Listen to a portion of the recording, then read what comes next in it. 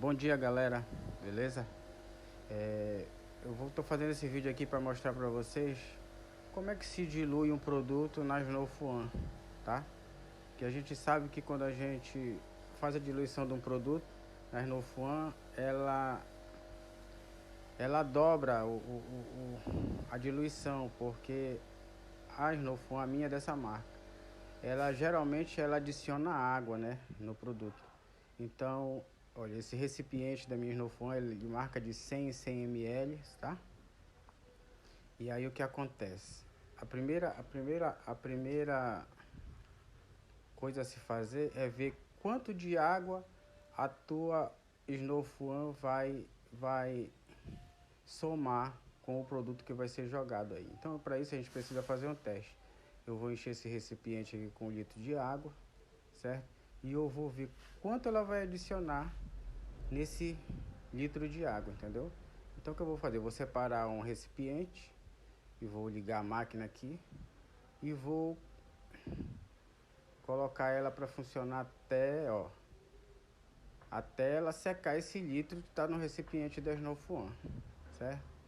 Fazendo isso, depois eu vou ver quantos litros ela vai adicionar aí, beleza? Então é isso, olha, como eu não tenho balde que marca, eu vou medir de litro em litro, tá bom? Então, já para agilizar para você,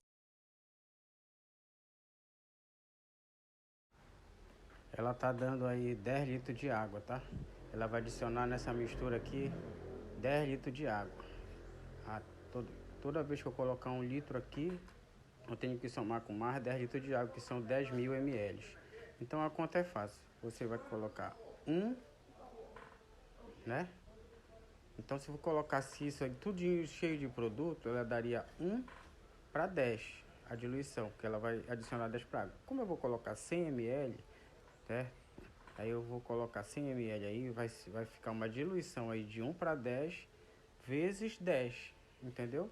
Que ela vai multiplicar 10 vezes esse volume que ele tem aí, esse 1 litro de água. Então essa diluição de 1 para 10, ela vai se transformar de 1 para 100, tá bom?